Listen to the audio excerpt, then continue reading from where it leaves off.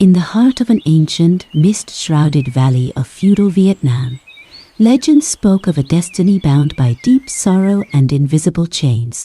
Long before modern kingdoms rose, deep within a rustic village framed by emerald rice paddies and towering mountains, two sisters shared a roof under entirely different skies. This is not the gentle bedtime story you were told in childhood. This is the dark, untold legend of Tam and Cam, a tale of relentless cruelty, quiet resilience, and a haunting retribution that would ultimately shake the foundations of the royal court.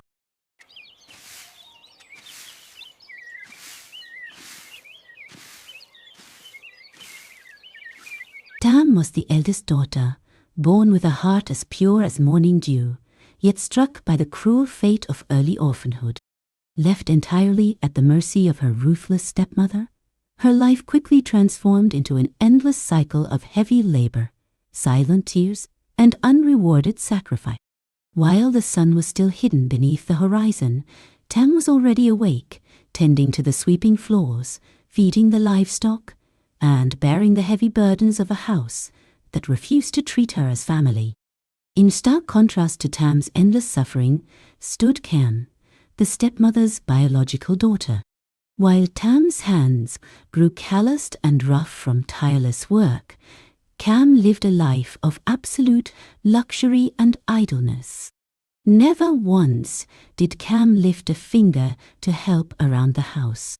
Instead, she spent her days lounging on embroidered mats, draped in fine, colorful silks, mocking Tam's misfortune, and reveling in the unfair favoritism shown by their mother. One bleak afternoon, as the sky turned the color of bruised steel, the stepmother dumped a massive heavy bamboo basket at Tam's feet. With a cold, venomous sneer, she commanded, "Take this basket and go down to the murky village pond. Catch every fish you can find, and do not dare return until it is filled to the brim." With a heavy heart, Tam turned away, walking alone toward the dark, stagnant waters that whispered secrets of isolation. Hours melted away as Tam waded through the cold, clinging mud, her hands searching blindly beneath the murky surface. Just as despair threatened to swallow her whole, she felt a sudden, gentle tug against her fingers. Reaching into the water, she pulled out a tiny, magnificent goby fish. Its scales did not reflect the dull gray of the pond. Instead, they shimmered with an otherworldly, radiant golden and iridescent light, pulsing with a quiet, mysterious life. Looking into the creature's wise, sorrowful eyes, Tam felt an instant, deep connection, a reflection of her own loneliness. She could not bring herself to surrender it to her cruel stepmother's cooking pot. Instead, she carried the fish in secret to a small hidden stone well near the edge of the courtyard.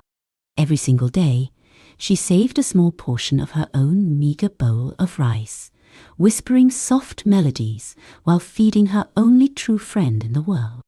In a house built on malice, secrets never remain hidden for long. The wicked stepmother soon grew suspicious of Tam's mysterious smiles and her frequent unexplained trips to the old stone well.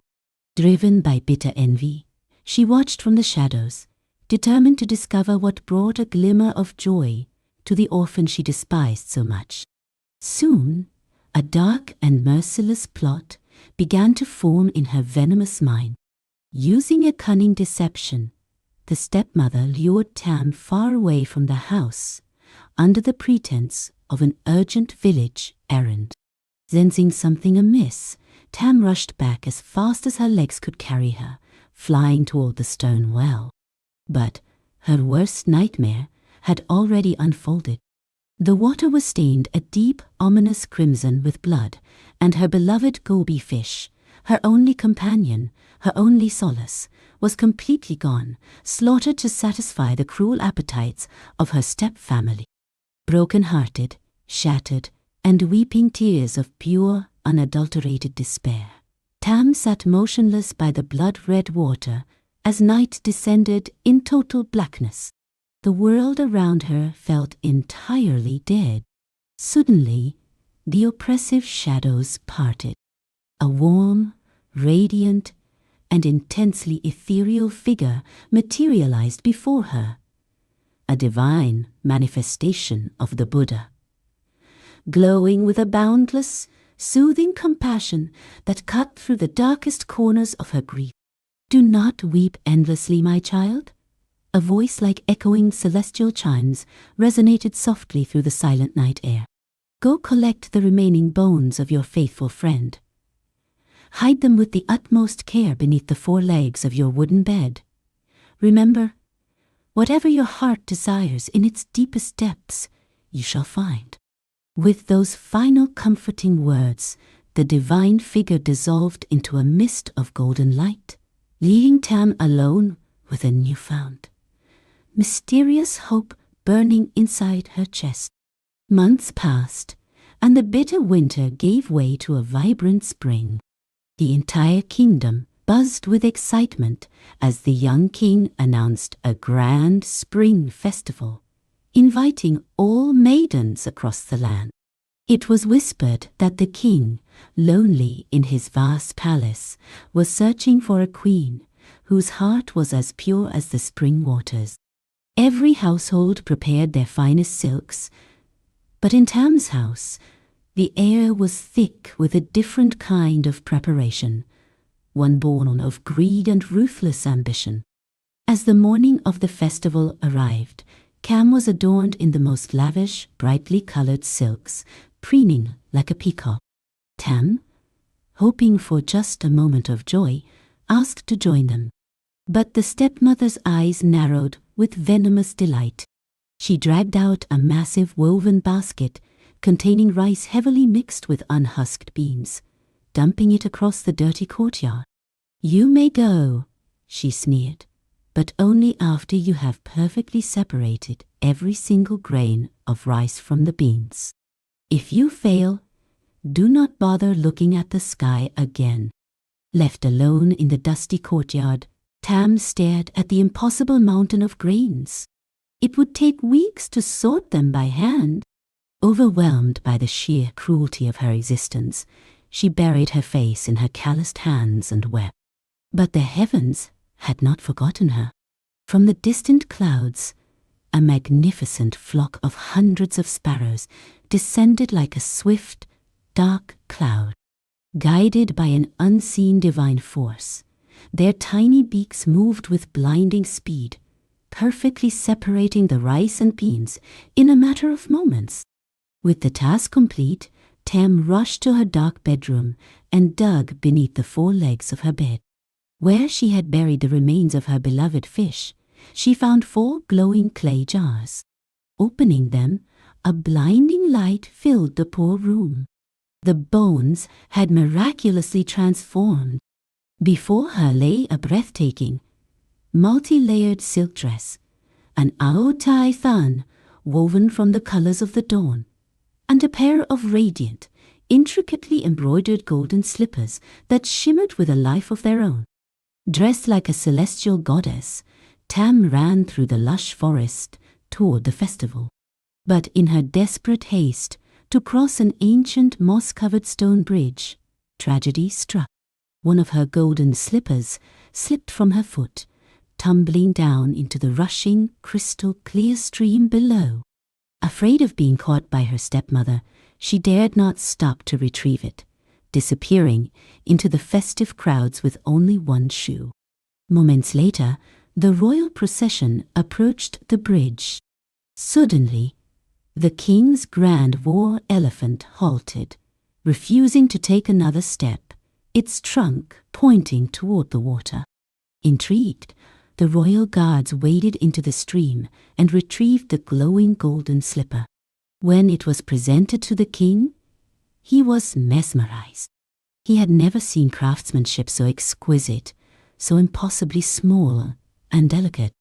"Find the maiden whose foot fits this slipper," he decreed, and she shall rule by my side as queen.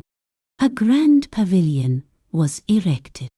Every woman in the kingdom tried to force their feet into the tiny golden shoe, including Cam and her mother, who grunted and pushed with greedy desperation, but to no avail.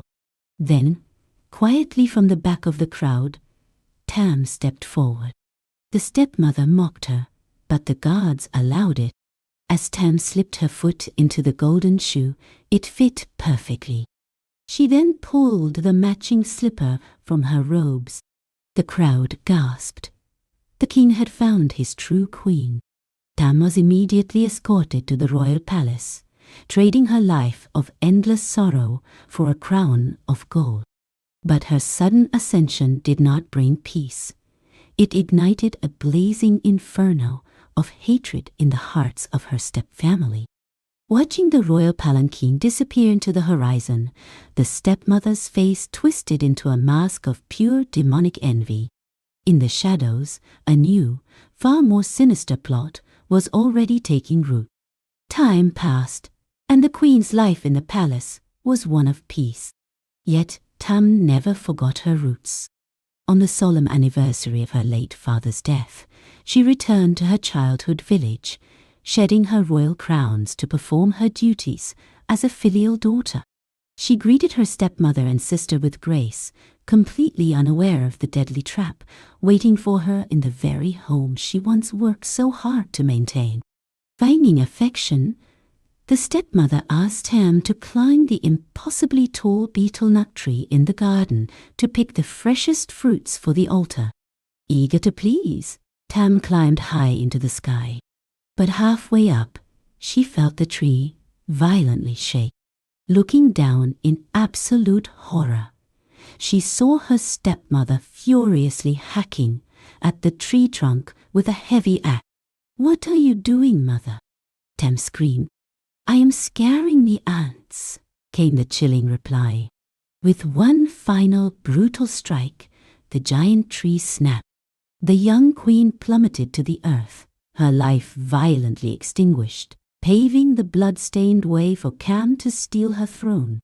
Following Tam's tragic death, Cam swiftly took her sister's place in the palace, draping herself in stolen silks.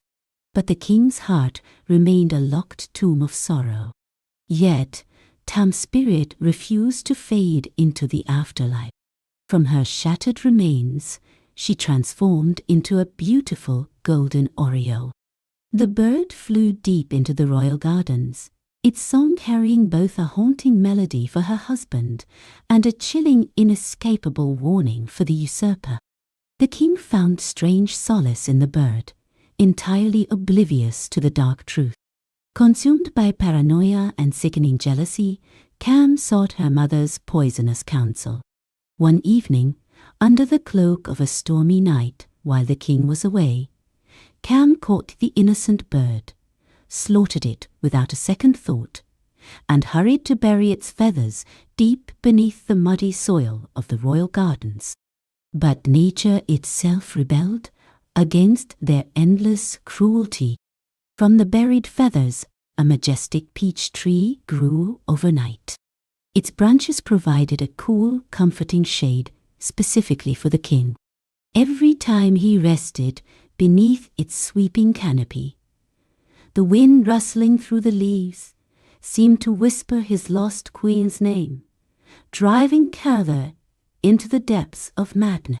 Unable to bear the haunting presence of the tree, Cam ordered the royal guards to chop it down, claiming she needed its timber to build a new loom for weaving. The majestic tree fell, its wood violently carved into a heavy, creaking loom.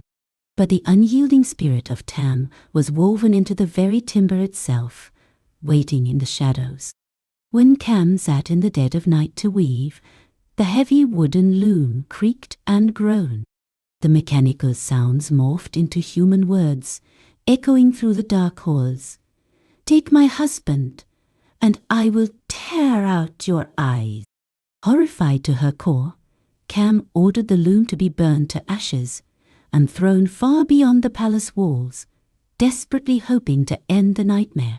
The violent winds carried the ashes far away, settling near a humble, weathered tea stall by a lonely dirt road.